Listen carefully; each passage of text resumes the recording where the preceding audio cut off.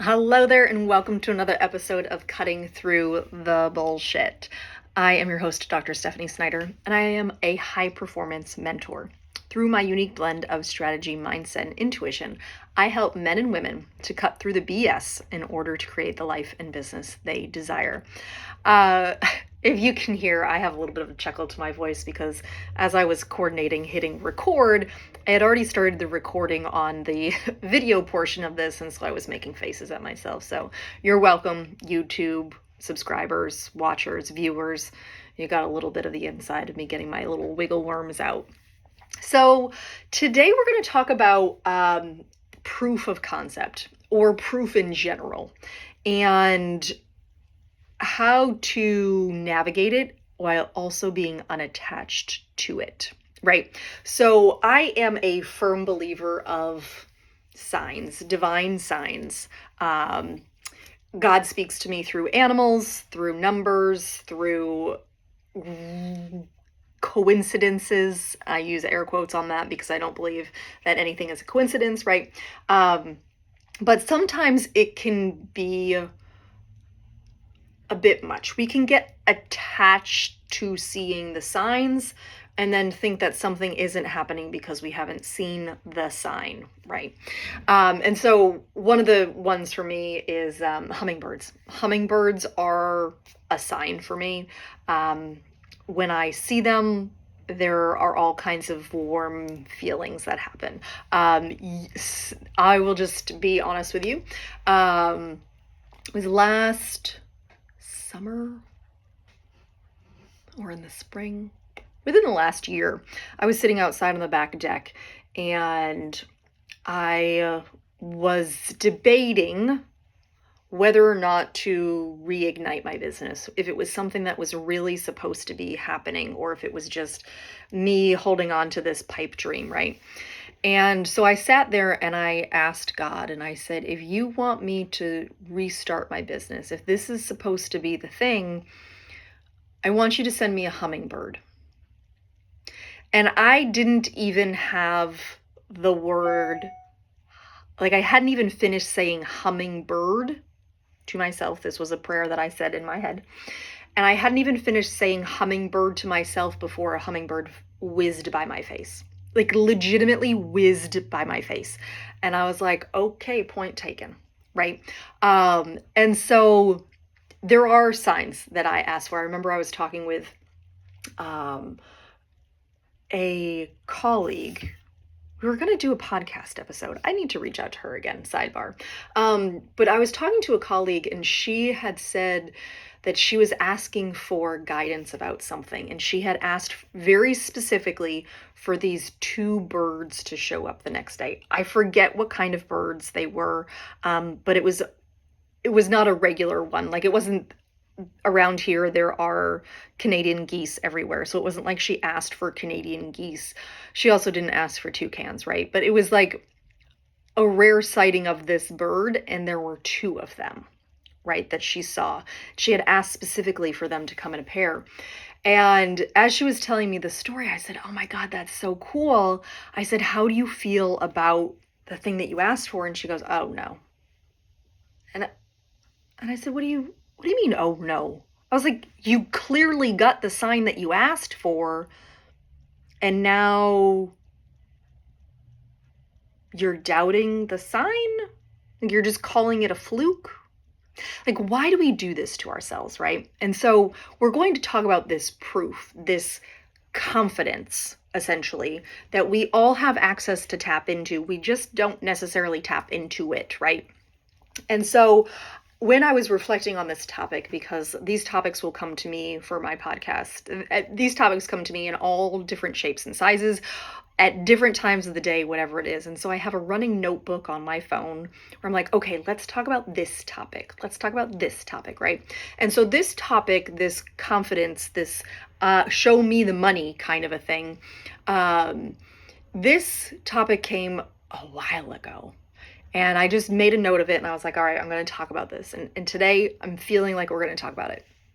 And so how do you develop the confidence? How do you, because you want courage and confidence, right? Courage is the is the wherewithal or the drive to do something that maybe you haven't done before, right? But confidence is to take it to another level where you're confident doing the thing that you haven't done before. My dissertation chair calls this self-efficacy. And it's really cool. Love it, right? Confidence is something that you wear. It's not something that you're born with necessarily. That's not true. We're all born with a whole bunch of confidence when we're little. I mean, we're so cute, right? But somewhere along the way, it starts to get chipped away at us. But it is something that everybody can build back up and maintain. So how do you show up confidently? How do you get the proof that you're where you're supposed to be? And how do you walk into a room confidently? How do you show up on a date confidently? How do you do things with confidence? Because that's a very different energy than like, hey, I'm here. I don't think I deserve to be here, but hey, I'm here, right? Like, people feel that. And not confidence in a cocky kind of a way, right? That's not what we're talking about today. But it's, where's your proof? And so this is an exercise that I encourage my clients to do regularly if they're struggling with this. Also, I love to do it periodically because it's like, oh yeah, that's right. That's cool, right? There's my proof. And I call it the confidence list. Very simple, but it is a list of 30 or more things, attributes, accomplishments that give you confidence to do the thing that you're doing, right? Whatever it is. Okay. So I made this list recently for, I was manifesting something. I wanted to, it was like a random check in the mail is what I was focused on, right? And I was like, okay, I wanted X amount of dollars to spend on something else, right? Like whatever it was, I was focused on manifesting X amount of dollars. And so when this idea came to me in the car, I said, okay, all right, cool. Like, where are the previous times that I have manifested money from seemingly out of nowhere, right? And this isn't manifestation in a way out there kind of a thing. It's a process. I believe manifestation is a daily process, and it's something that I co-create with God. Okay. So it's not like, I'm not doing spells. I don't know why I have to say that. I'm saying it anyways. But my co-creation, right? And so where have I co-created this with God before? Where have money seemingly showed up randomly, right? And my favorite example of this is, I will never forget it. It was the coolest thing ever. It was springtime a few years ago, and it must be several years ago now. And we didn't have anything going on Saturday morning, which is a shock because my Saturdays now consist of soccer games. And I thought, you know what? Tomorrow morning, I want to go get some new plants for the yard. It was a Friday night. I was getting ready to go to bed. And I said, you know what? How cool would it be if I just had extra money to go to the garden shop tomorrow, right? If I just woke up to extra money, like how cool would that be? And I just kind of thought about, okay, what kind of plants could I get? Like I spent a few minutes just thinking about going to the garden store and having like extra money, right? And so I wake up the next day, and before I head out, I was going to go to the garden store anyways because I needed to get a couple of things, but I wanted to get a couple more things if there was extra money coming, right? And so I get up the next morning and I have my breakfast, I do my workout, I check my email, and I see in my email that I have a very high positive balance on my Lowe's credit card. There was an interest rebate or something that had come through, and I now had like an extra there was like an extra $2,500 that Lowe's was going to send me a check for, right? Like my Lowe's card was overpaid by $2,500 or something like that. I don't even know. I don't know all the logistics to it. I don't really care, right? But I was so pumped to go to the garden store that morning because I was like, cool.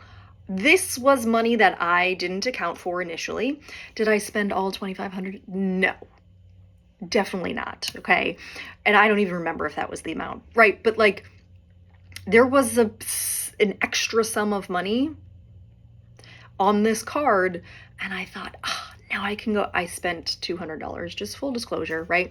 I spent $200 on plants because that was really what I wanted in the first place anyways.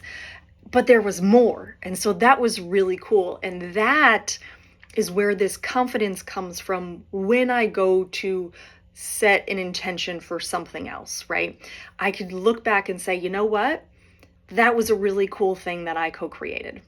That was a really cool thing. So let me put that on my confidence list, right? Another thing that I put on my confidence list, which is not necessarily this, right? But the proof of it, right? Confidence list. I'm resourceful. Well, that's 1,000% true. If I don't know the answer to something, I'm going to figure it out. Or I'm going to ask somebody who probably will. I am very resourceful. I will find things out. So that goes on my confidence list, right? I'm empathetic, also on my confidence list, right? And so these things just build up my confidence to know that when I get on a discovery call or a free consultation call, whatever you want to call it with my clients, when I talk to them for the first 20 minutes, right? It depends on the call. Okay, just full disclosure. I am toying with the idea of bringing back free 20-minute discovery calls, but oftentimes I go into launching. Like I launch right into coaching, and so sometimes those first contact calls I charge a little bit for because I just launch into coaching. Anyways, I totally just lost my train of thought. Oh, here we go. Okay, so on that 20-minute call, because I have my confidence list, I will know whether or not, almost instantaneously, if this person is a good fit for me and if we're going to work together. Because I've done the work, because I have this confidence list where I get on the phone able to listen to them and not worry about my own agenda because I'm not attached to the outcome of this call. If this client doesn't sign up based off of the free discovery call, it means 0 things about me. Can I look at what happened on that call and tweak some things? Yes. But if that client doesn't sign up with me, it doesn't mean that I'm a shitty person. It simply means that we weren't a fit at that appropriate time. Right? It's not a sign from God that you shouldn't be doing the thing that you're doing. Maybe you just need to tweak it a little bit.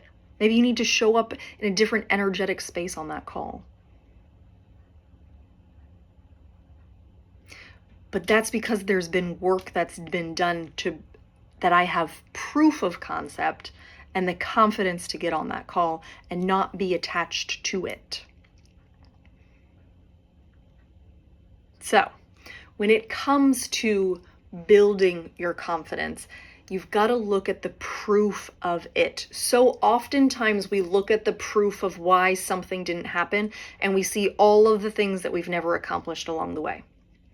But if you flip it to the other side of that coin and you look for the proof of all of the things that you've been able to accomplish, you're gonna get that too.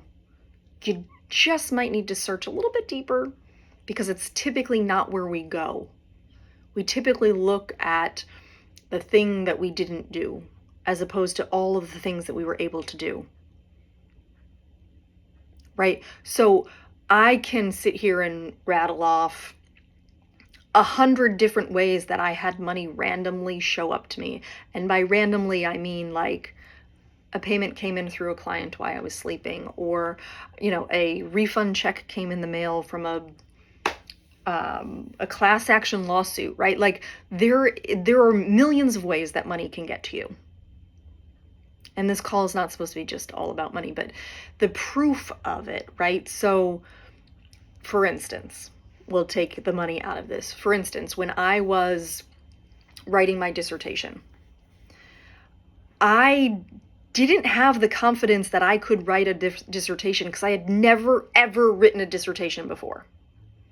A dissertation is essentially a book, right? I had never, ever, ever written a dissertation before. So how could I have the confidence to write a dissertation if I had never written one before? Well, it turns out I've written a crap ton of papers in my academic career. A lot of papers. I was an English and political science major in undergrad. So to write a 10-page paper once a week was pretty normal for me. And so while I have never, at that time, had never written a dissertation, I had written a lot of papers. And it turns out the dissertation is just a longer paper. And so I had the confidence to say, okay, I've written all of these papers. I can do this. I just need to dissect it. I just need to pull it apart and make it smaller papers. And then I'm confident writing this chapter, this page, this page. And eventually I got to the end of the dissertation, right? Same thing when you are training for a marathon, okay? When you train for a marathon or a triathlon or any sort of a distance run, you don't ever actually do the full distance in the training. Most of the time. Now, if you do long-term training, maybe, right? But short-term training, you typically never run that full distance until the actual race. So when I ran the marathon, the first and only marathon that I ran, I may do another one, we'll see. When I ran that marathon, the longest run I had ever done to that point, I think, was 22 miles. A marathon is 26.2. So while I didn't necessarily have all the confidence that I was going to run 26.2, I knew I could get to at least mile 22. And you know what happened at mile 22? I hit a brick wall. My body was like, I am so done. I am so exhausted. I don't know how you're going to finish this. Maybe we should just sit on the side of the road and be done. But at mile 22, I was not going to let the last 4.2 miles beat me.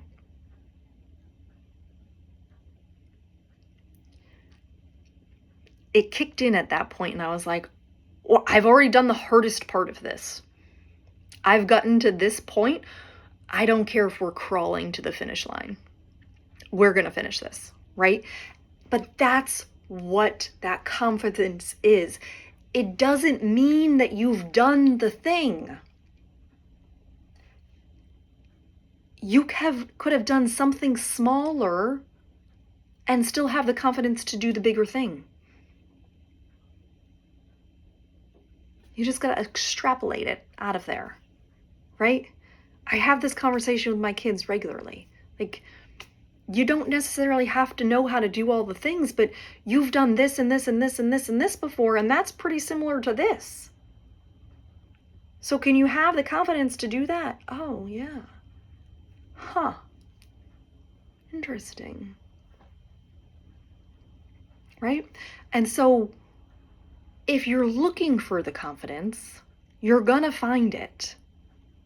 And so that's why I recommend you do a confidence list. 30 things that you love about yourself, that you're awesome at, that you've achieved, like whatever it is. 30 things. And I remember I was doing a podcast interview with somebody one time, and she said 30 things. She said, why do you do 30 things? And I said, well, anybody can do 5. You can quickly rattle off 5 things that you're confident in, and it will feel no different to you. Nothing. You will gain 0 confidence from rattling off 5 things. You can even get to 10 pretty easily. You'd be like, oh, well, I've got 4 kids, I've got, a Ph.D, I've got this, and I've got this, and I got this, and 10 things is easy. Find 30 things, and all of a sudden there's a shift. When you hit 20, there becomes a little bit of a shift. But when you hit 30, there's a major shift because you've gone beyond all the surface level stuff. You've gone beyond the elevator pitch where People can look on paper and see all the things that you should be confident about. 30 things is a different area. And now all of a sudden, you can actually get behind that. You can believe it because it's more than the surface level stuff. It's more than most people know about you. And that is really cool. That's where you have that proof. That's where you can walk into a room confidently because you've got these things, right? I recommend that my clients look at that before they do something that's scary, quote unquote scary. Check out your confidence list. See how awesome you actually are. And get into that I'm awesome energy before you do the thing that's scary. Right? I don't care if it's a dance party while you're reading the confidence list. I don't care what it is, right? Get into that energy before you do the thing that's scary, and it's going to be way more fun. You'll be like, oh, I got this. Right? I got this. All right. This is a longer episode than normal, but this was so good. I loved it. This is absolutely in my wheelhouse. So I hope that you're having a beautiful rest of your day. If you do want to check out more information from me, you can head over to my website at stephaniesnyderphd.com.